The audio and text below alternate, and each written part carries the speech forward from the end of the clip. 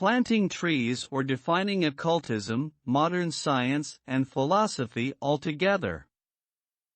Written by Matriluzviva.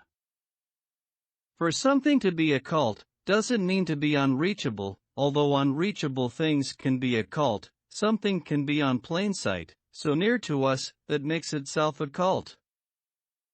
But I can say that occultism starts by an awakened wonder about seemingly trivial things. For example, the primitive and natural human behavior of planting seeds, and watch them growing.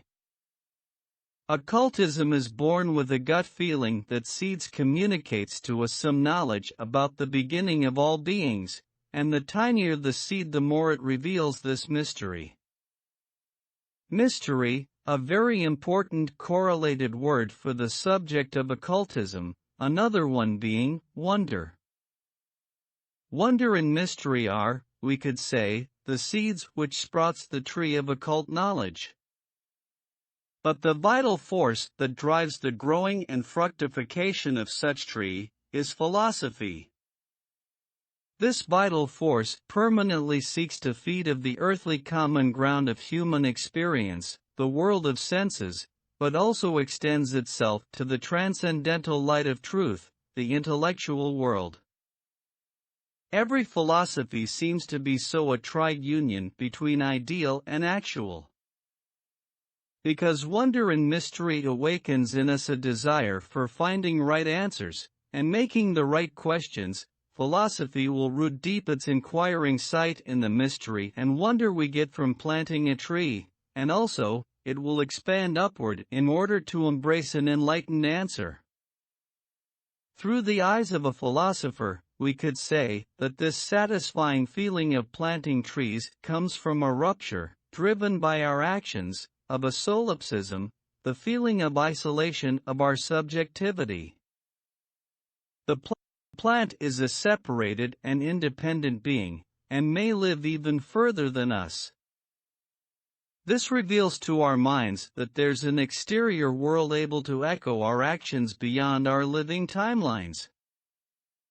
The feeling good comes from this sense of union, or agreement, between our subjectivity and the outside world. And happens when we become aware of being the root of a cause-effect chain that extends beyond ourselves, and keeps existing independently of us. There's also a sense of comforting security, because we can rely on external and stable laws that make the things rule themselves, then causing a seed to sprout. So occultism comes very quickly after such philosophical exercise. Well, what we feel when planting trees kinda reveals to us a wider possibility, you see? The union between self and the world appears possible and verified in the process, and planting trees being just one example of achieving it, so there being many other forms to reach this union. A realization grows in ourselves that there's an unknown territory suggested by the particular experience of planting trees. The unknown territory being the other possible existing ways of experiencing this union between world and self. By such realization we expand altogether the feeling of mystery and wonder, increasing its creative power. Our imagination can go wild producing fresh new hypothetical ways of reaching this desired union. There's also another source feeding this sense of connection between world and self we get from planting trees. Because if we keep digging in this spot, we realize that planting a seed unites us in spirit with the future tree.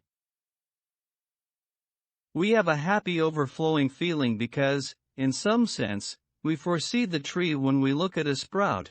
It's overflowing because in fact it overflows time limitations.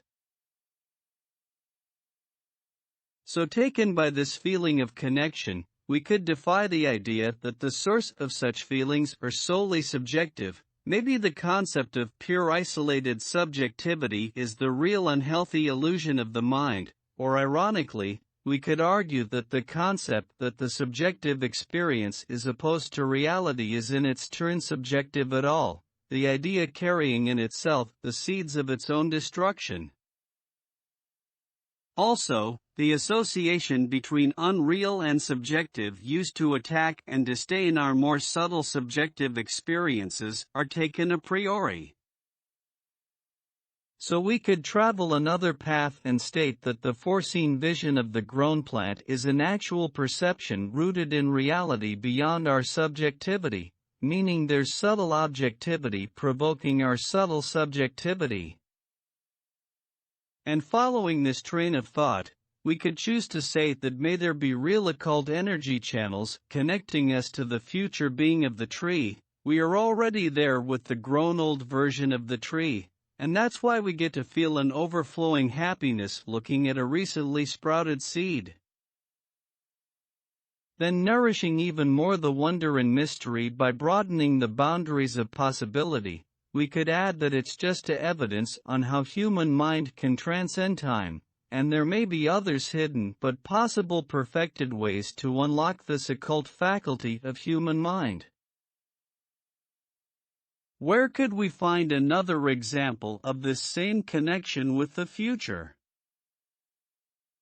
We could say that where there's true hope, we always feel connected to the future. Searching a little more, we could say that an honest promise is one good example. If we make a promise to ourselves or others, we're creating a connection to the future. And every time we break a promise, we feel weakened, the channel becomes damaged.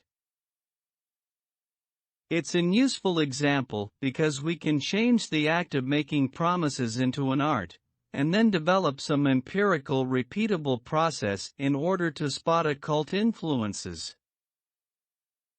So first we have to master the art of making promises.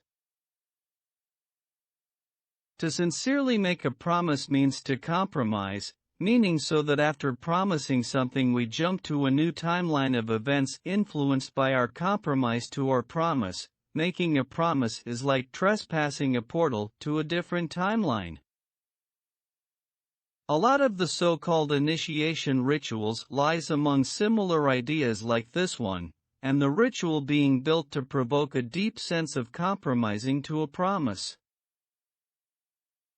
So from it we could derive an understanding that a lot of magic rituals carries something similar to the effort of making a sincere promise, seeks to transcend time in some way, and also to reach an overflowing state and effect that surpasses the actual boundaries of the ritual, just like the act of planting a seed goes beyond and reaches the meaning of growing a tree. What I'm trying to say, that as soon as I create such hypotheses, I can derive some strategy to test them, and may discover some occult science, or develop some occult spiritual organ, and even coming up with a system in the end. With this little exercise, we see clearly why modern science is just a branch of occultism.